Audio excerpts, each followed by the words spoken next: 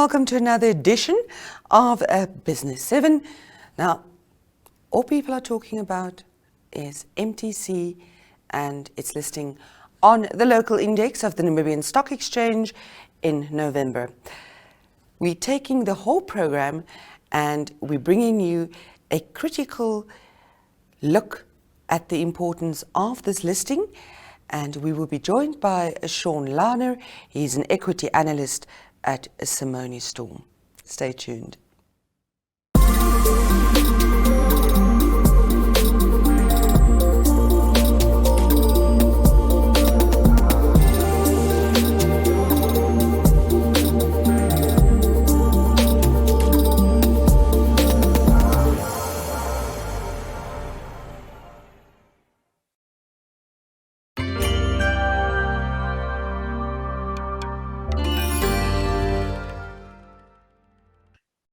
It's all about MTC this week, the initial public offering out, the IPO, and Namibia has a buzz about the planned listing of MTC in November. It's complex.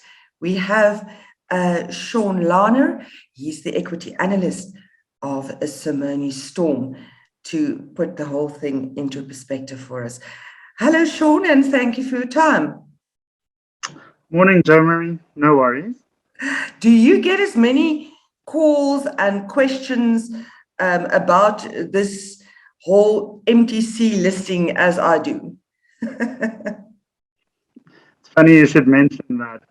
Yes, we definitely do receive a lot of phone calls, and it's come to a point where I made sure it's on every platform in terms of social media accounts, because I think that also helps a lot of people to get their information as well.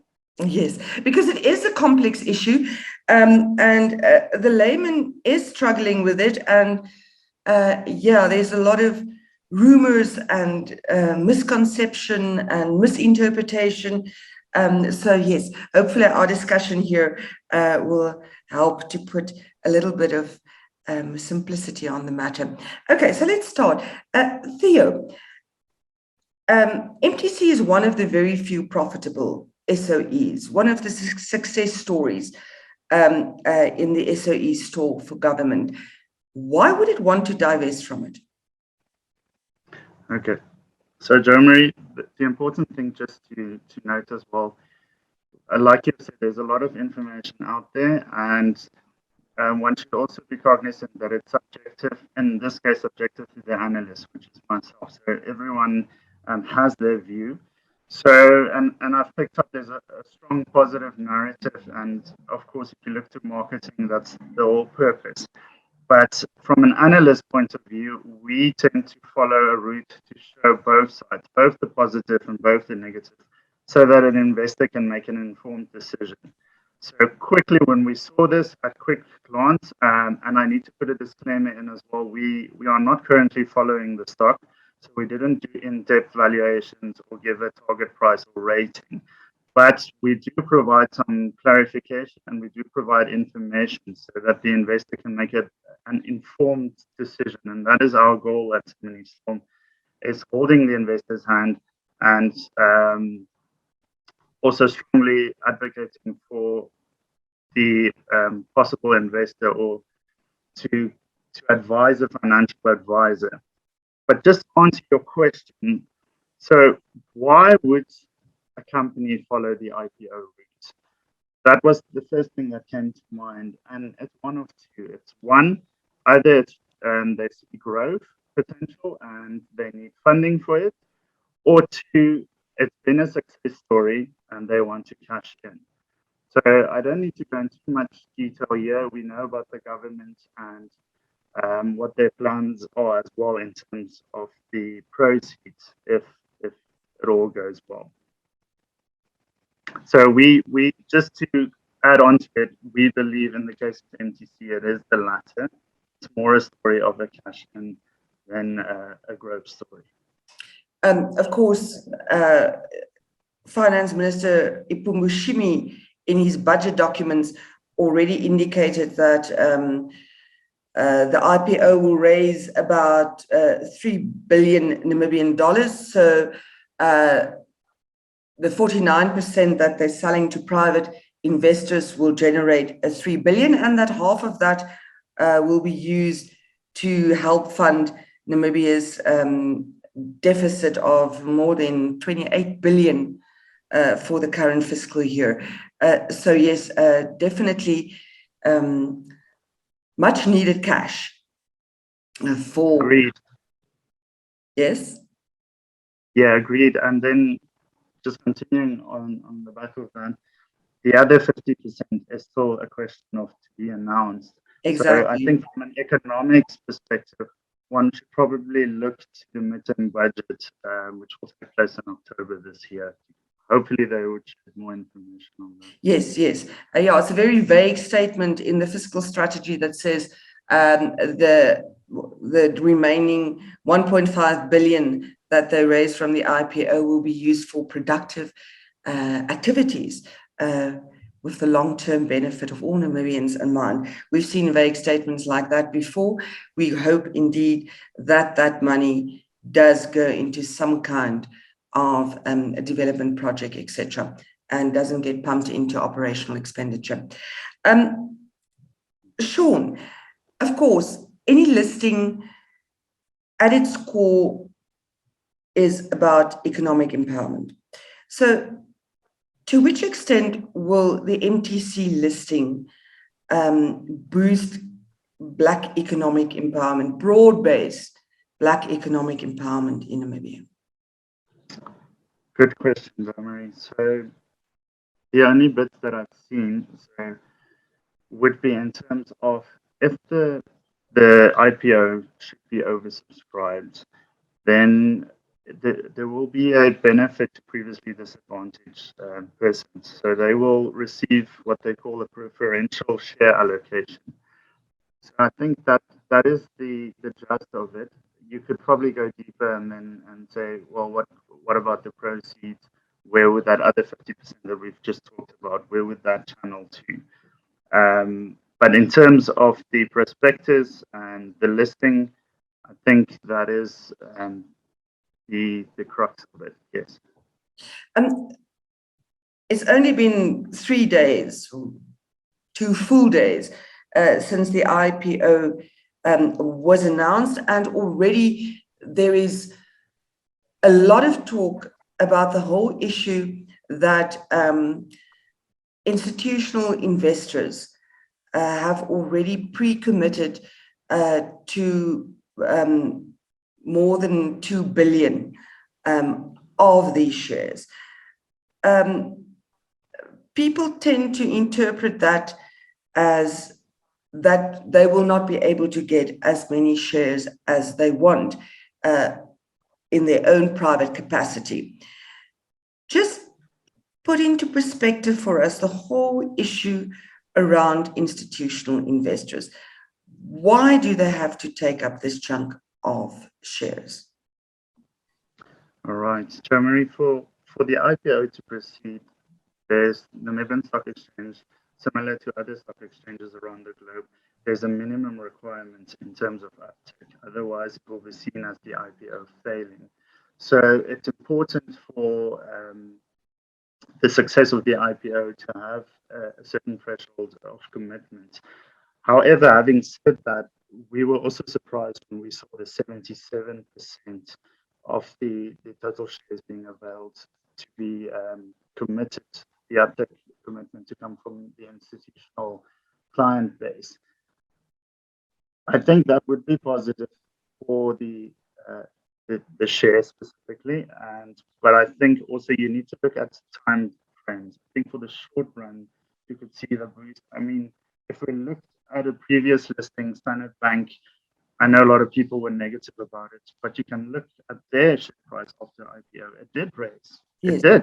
People was like, no, Standard Bank, it's been falling and the negative outlook. But you know, hindsight is an exact science, and you can go and check. Standard Bank rose by, the share price increased by more than 3%, although it's minute. So the same, I think, with MTC, there is the possibility for that jump of the IPO, and you can already see like the institutional guys coming in committing 77%. We don't have the full detail there because, as you can recall from the prospectus as well, that the institutions are not in front of the line. So they will only fill up at the end if it's not successful with the rest of the markets taking up the shares.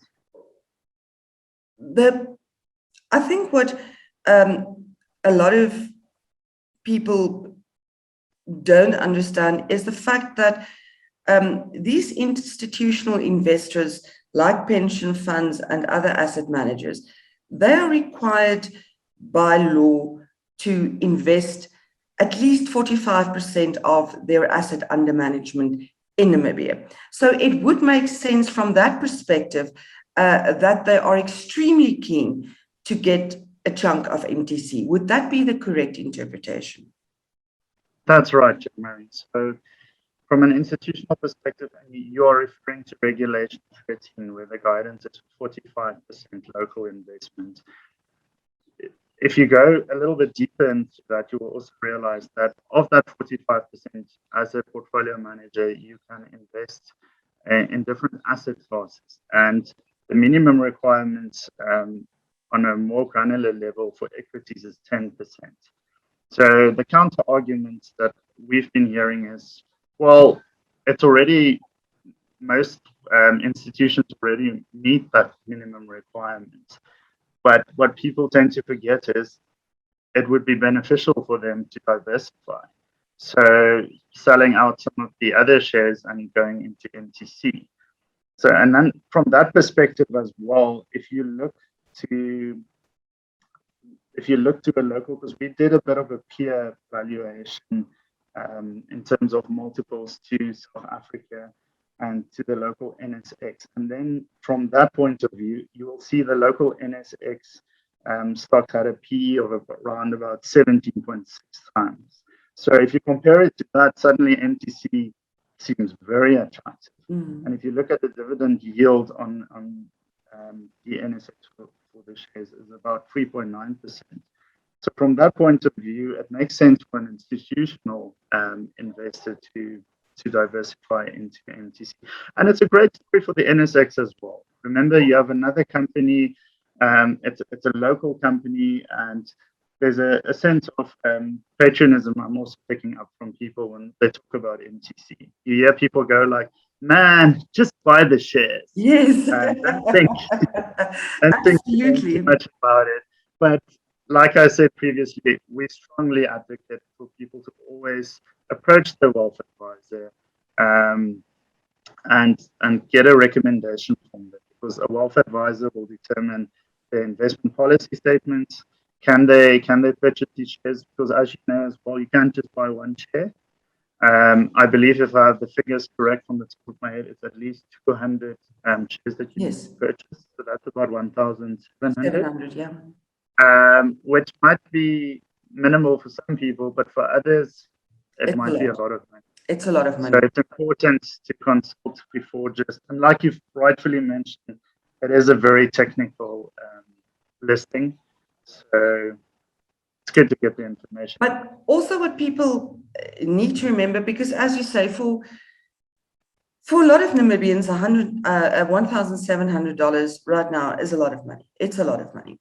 But if you are part of a pension fund or the GIPF, etc., indirectly, you will own MTC shares in any case, because they will invest on your behalf in MTC and, of course, other companies on the local index. So we will all get our little bit. I'm curious. I had a conversation with somebody this morning, and I couldn't answer that.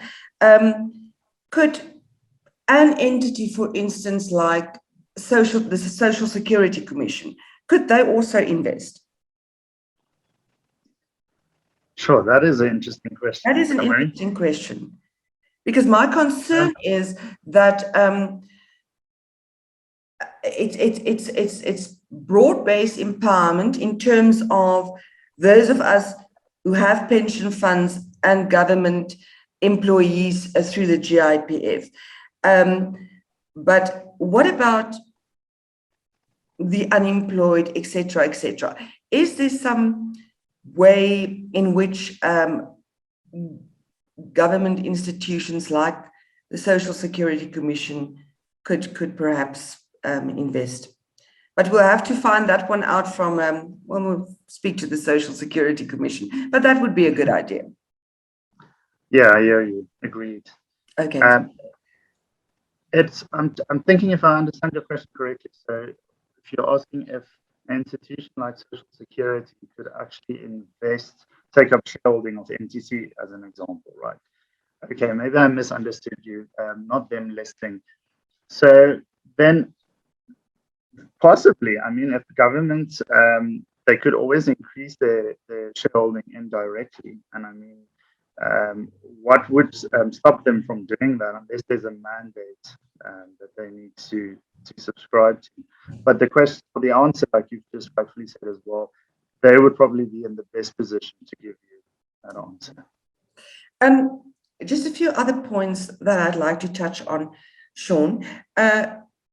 What are MTC's strong points? What is making it so alluring for investors, despite the fact that they have to invest 45% of their assets in Namibia?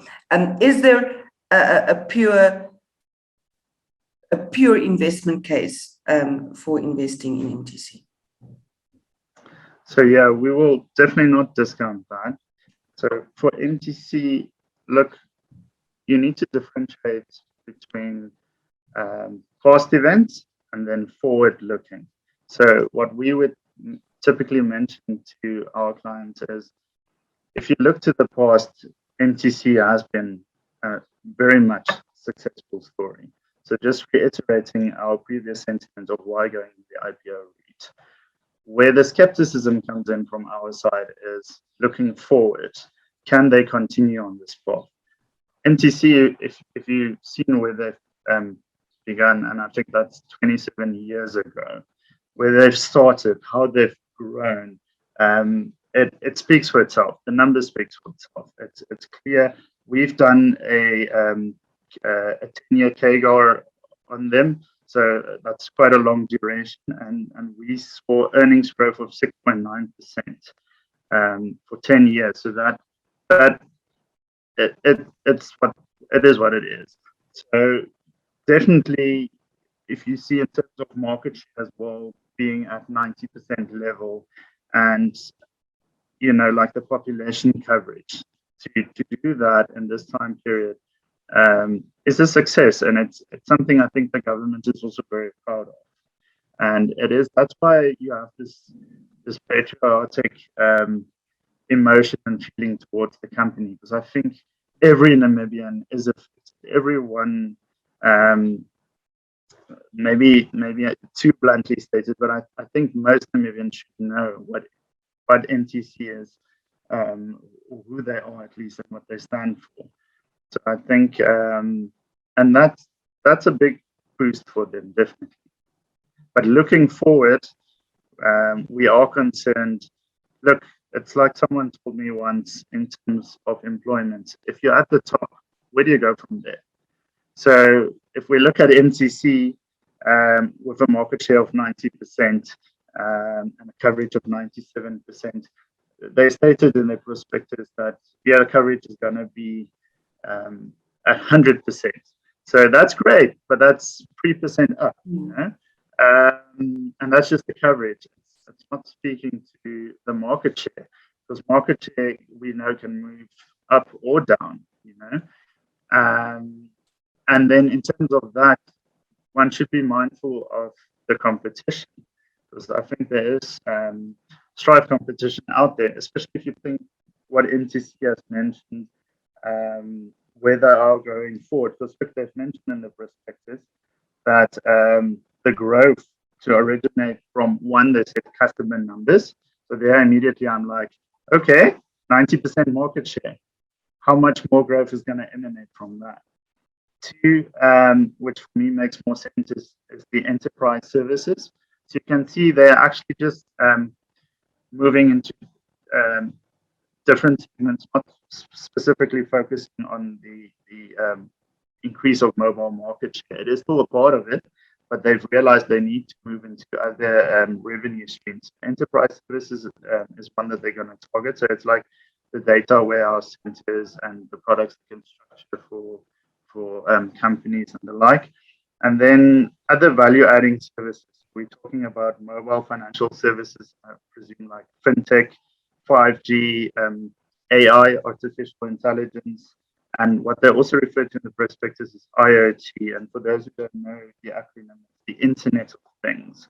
So immediately for me as an analyst, I just see CapEx shooting right through the roof, because if you think of the Internet of Things, can you imagine how much investment will be required? So that is something you need to factor in as well if you acquire the share.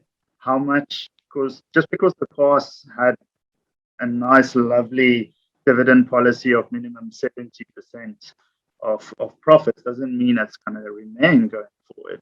So, and you'll see in the prospectus as well, the devil is lost in the detail. Yes. So in the prospectus, you will see there was a little caveat just behind that going like, so this dividend policy is subject to available cash resources, of course, or the need to fund growth opportunities. Yes. So that's important for a potential investor to know what, and this is where the financial advice comes in. What is the time, the duration that they want to stay invested? What are they capable to invest? Do they have the funding for it? And also, are they aware of the risk? And there's many risks. You can speak to the liquidity of the NSX as well, which is a bit of a drawback. Okay. But sorry, we have run out of my time here. Okay. But it's been a lovely conversation, and one we will certainly continue with you in the weeks to come, and even post-listing, because the MTC story has only just begun. Thank you very, very much for your time. Sure, no worries, Mary. Have a nice day. You too.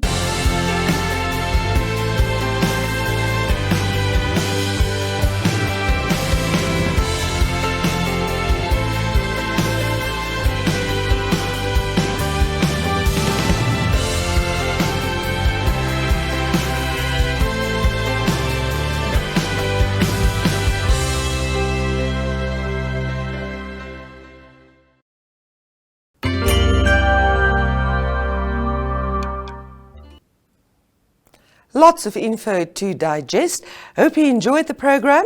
We'll be back here in 2 weeks' time. Until then, stay safe.